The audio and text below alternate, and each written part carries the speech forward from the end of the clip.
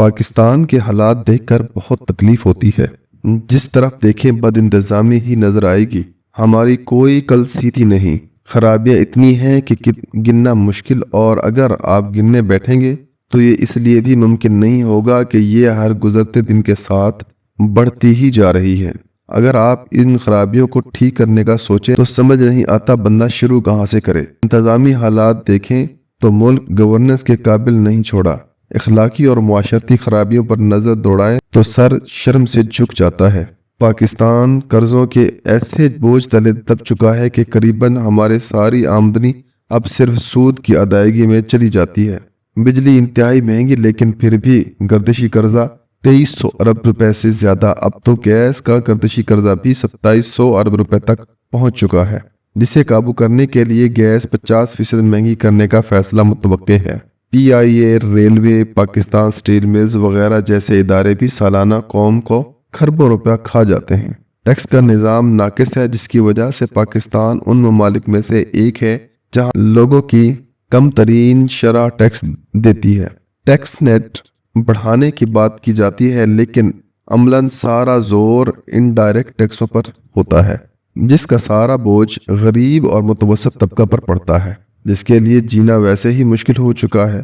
پاکستان کی ریاست اور عوام دونوں کا شدید معاشی مشکلات کا سامنا ہے، جس کی وجہ سے ہمارا کل خطرے میں ہے۔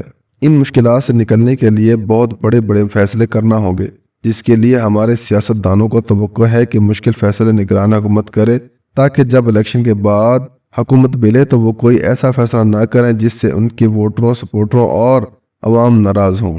المیہ یہ ہے کہ آئین پاکستان کے تحت حکومتیں تو منتخب نمائندوں کو ہی کرنی ہیں، لیکن جب ان کی حکومت آتی ہے تو وہ مشکل فیصلے اس لیے نہیں کرتے کہ کہیں ووٹر ناراض نہ ہو جائیں۔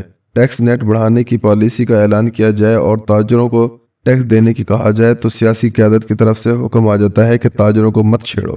انتظامی طور پر عوام کا سالانہ کھربوں روپیہ کھانے والے اداروں کو بند کرنے کی بات کی جائے تو پھر یہی سیاسی قیادت حکومت کے آگے رکاوٹ بن جاتی ہے کہ ایسے اداروں میں کام کرنے والوں کے احتجاج سے حکمرانوں کا ووٹ بینک متاثر ہو جائے گا۔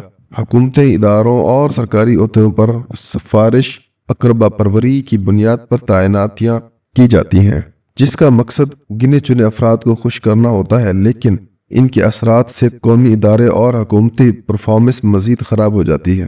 سوال یہ پیدا ہوتا ہے کہ اگر مشکل اور غیر مقبول فیصلے نہیں کرنے تو پھر پاکستان کو موجودہ معاشی بحران سے کیسے نکالا جا سکتا ہے؟ ٹیکس نیٹ کو کیسے بڑھایا جا سکتا ہے؟ سالانہ کھربوں کا نقصان کیسے روکا جا سکتا ہے؟ حکومت کی کارکردگی اور پرفارمنس میں کیسے بہتری لائی جا سکتی ہے؟ نگران سیٹ اپ کو ایک لمبے عرصے کے لیے چلانا ممکن نہیں، اس لیے پاکستان کے مستقبل اور عوام کی بہتری کے لیے اس بات کی اشد ضرورت ہے کہ آئندہ انتخابات سے قبل تمام سیاسی جماعتیں مل بیٹھ کر میثاق معیشت کے ساتھ ساتھ گڈ گورننس پر اتفاق رائے کریں، تاکہ جن معاشی اور انتظامی اصلاحات کے بغیر ہم آگے نہیں بڑھ سکتے ان پر جو بھی حکومت ہو وہ منوعاً عمل کرے اور اس پر کسی قسم کی سیاست کی کوئی گنجائش نہ ہو۔ میٹھا میٹھا ہپ ہپ اور کڑوا کڑوا تھو تھو والی پالیسی نہیں چلے گی۔ اگر سیاست اور حکمرانی کا شوق ہے تو پاکستان کو معاشی اور انتظامی دلدل سے نکالنا ہی سب کی اولین ترجیح ہونی چاہیے، ورنہ آپ کی سیاست ہمیں لے ڈوبے گی۔